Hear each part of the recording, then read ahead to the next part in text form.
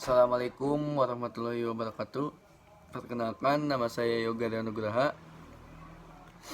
Nomor pokok mahasiswa 202191181 dari jurusan Pendidikan Jasmani kelas 2E.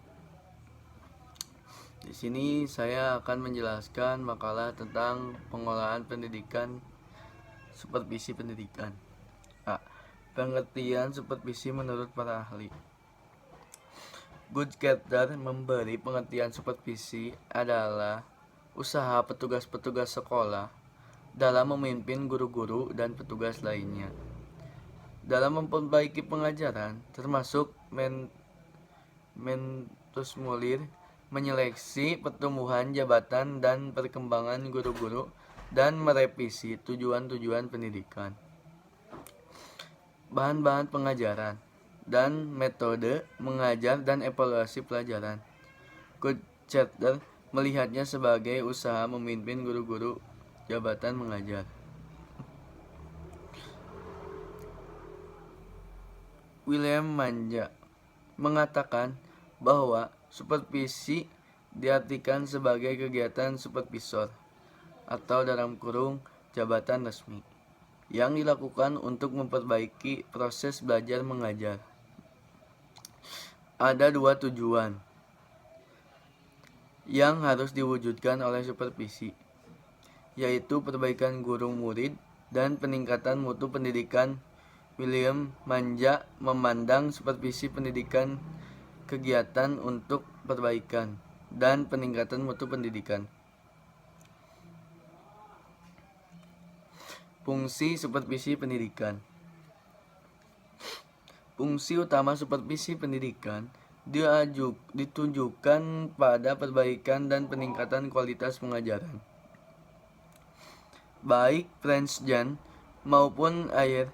Dalam Encyclopedia of Educational Research Chester Harris 1958 mengemukakan bahwa fungsi utama supervisi ialah membina program pengajaran yang sebaik-baiknya, sehingga selalu ada usaha perbaikan. Ada analisis yang luas seperti yang dibahas oleh Swaringen dalam bukunya Supervision of Instruction, Foundation, dan Dimension.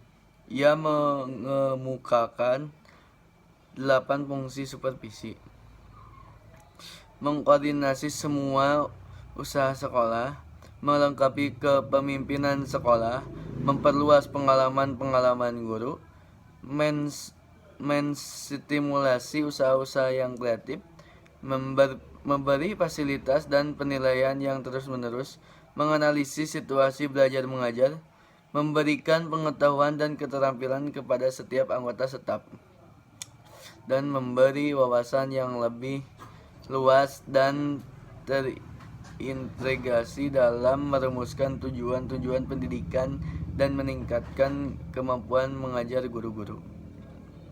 3. Teknik-teknik supervisi pendidikan.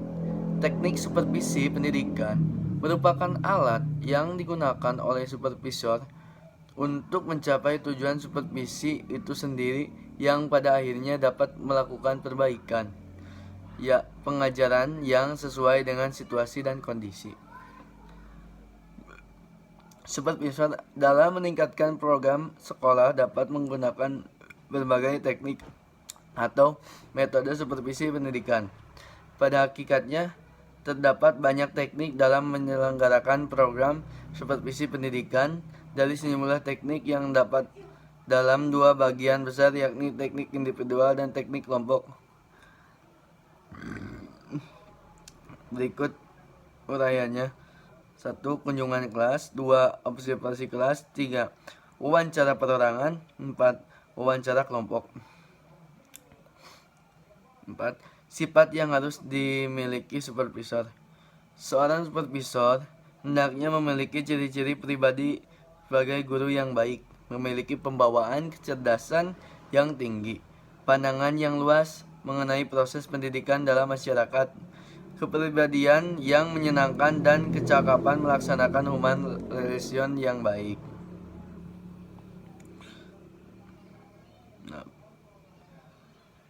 Kesimpulan, supervisi yaitu sebagai upaya yang dilakukan oleh para pengawas untuk melihat kinerja personalia dan melakukan perbaikan-perbaikan terhadap salah satu bagian kerja yang tidak maksimal dalam menunjukkan kinerjanya.